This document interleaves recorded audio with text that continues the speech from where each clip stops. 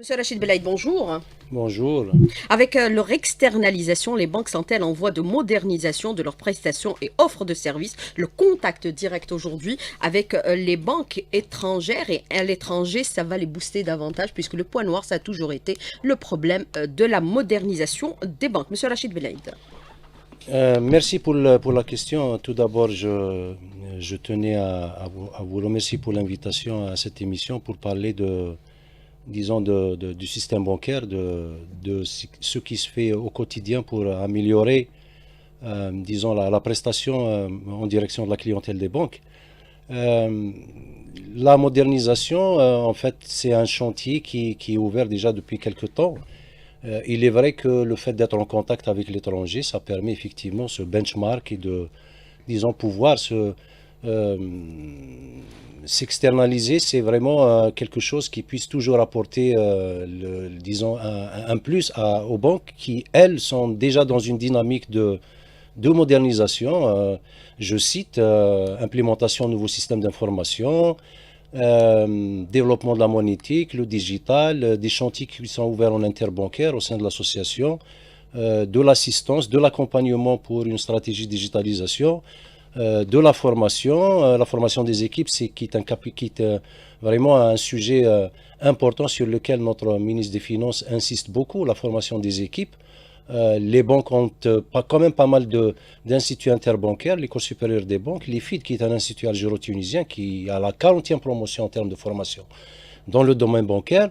Je pense que tous ces chantiers-là qui sont ouverts depuis déjà quelques temps, le développement du paiement électronique, mais effectivement, cette externalisation, ce développement à l'international permet un benchmark, aller voir quelles sont aussi les meilleures pratiques pour pouvoir s'en inspirer et aller de l'avant pour développer davantage la prestation en direction de la clientèle. Mais ça donnera plus de visibilité aussi pour les banques algériennes à l'international, monsieur Belaïd. Ça donnera plus de visibilité, effectivement. Notre implantation en Mauritanie et au Sénégal s'est appuyée d'abord sur, il faudrait que je le rappelle, sur deux cadres qui sont produits de l'école algérienne, hein.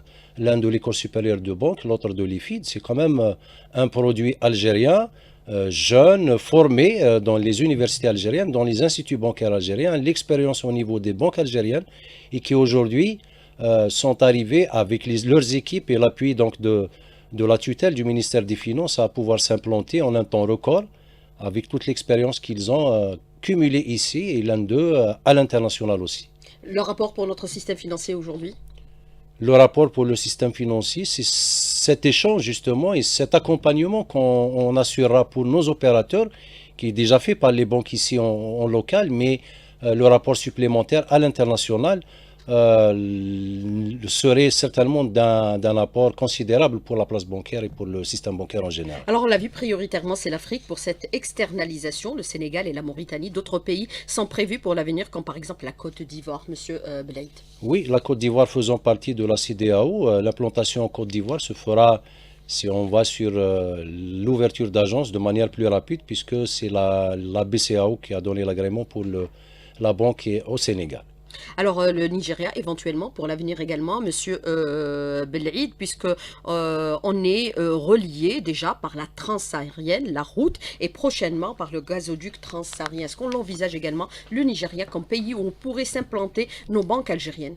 Je pense que l'orientation qui est donnée, c'est de pouvoir s'implanter là où il y a des intérêts forcément économiques, mais aussi Là, il y a des intérêts de économiques. coopération, d'amitié avec les pays. Et puis, c'est vraiment quelque chose qui pourrait, si ça peut rajouter un plus pour l'économie algérienne, pour les opérateurs économiques algériens, pour la dynamique qui est engagée aujourd'hui sur la partie exportation, pour faire connaître les produits algériens, tout ce qui peut rajouter un plus à l'économie algérienne serait le bienvenu à mon sens. Alors, on a opté pour un consortium de banques algériennes, bien sûr plusieurs banques publiques. C'est pour une mutualisation des moyens financiers, puisqu'on sait que déjà le Sénégal, c'est pas moins de 100 milliards d'euros. Et pas seulement, mutualisation, oui.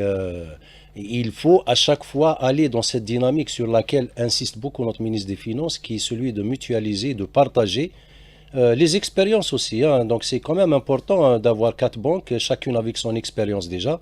Je cite la BOA déjà présente à travers des filiales à l'étranger, la BNA aussi avec son apport, mais aussi l'apport du CPA et de la BADR, qui eux, chacun dans son domaine, a une expérience dans un domaine bien précis.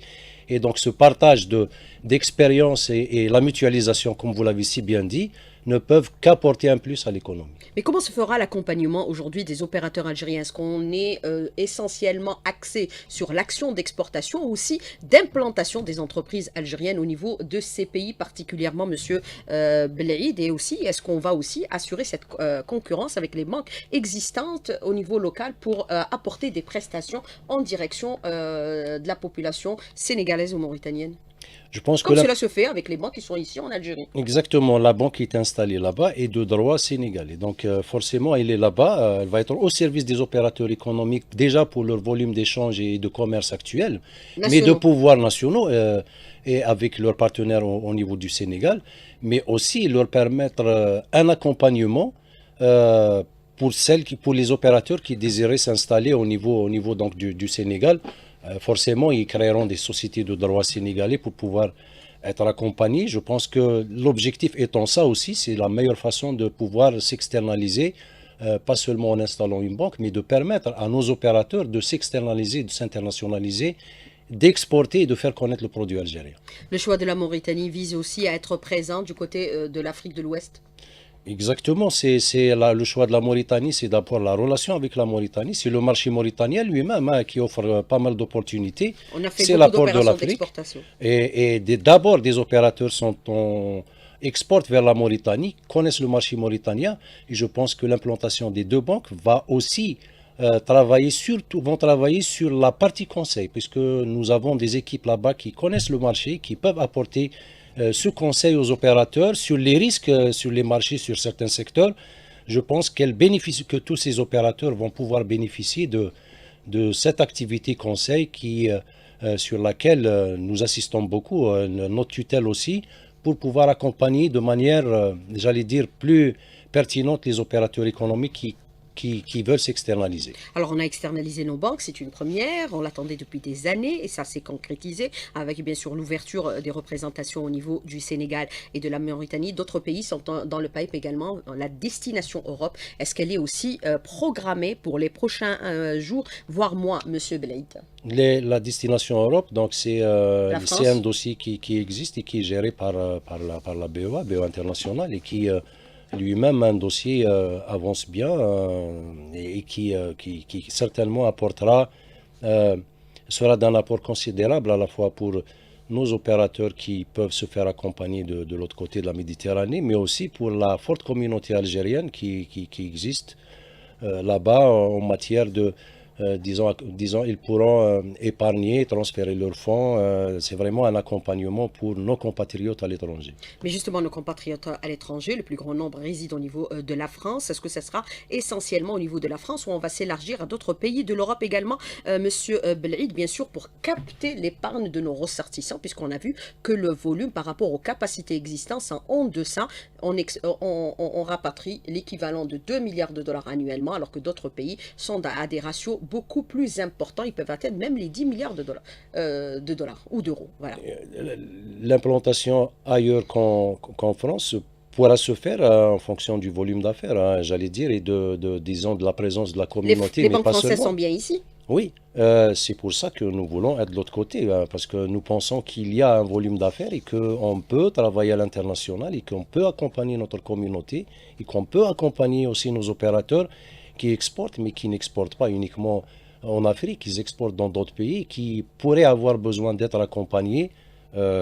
Forcément, les banques algériennes, à partir du moment où il y a un volume d'affaires, où il y a un intérêt, les orientations, c'est de pouvoir justement s'implanter, s'externaliser, pour toutes les raisons que vous avez évoquées tout à fait au début de l'émission, le partage d'expérience et puis l'apport qui sera considérable pour à la fois la place bancaire, mais pour l'économie en général. Alors, modernisation et digitalisation de nos banques. Le président de la République a pointé du doigt justement les retards enregistrés dans ce domaine par nos banques aujourd'hui. Monsieur Belaïd, c'est une réalité. C'est quasiment des banques d'épargne et non pas des banques dynamiques comme cela se fait ailleurs. Qu'est-ce qui explique qu'aujourd'hui, après plusieurs rapports, plusieurs, c'est-à-dire remarques, plusieurs négatifs, on n'a pas évolué suffisamment pour être compétitif aussi bien sur notre marché que le marché international.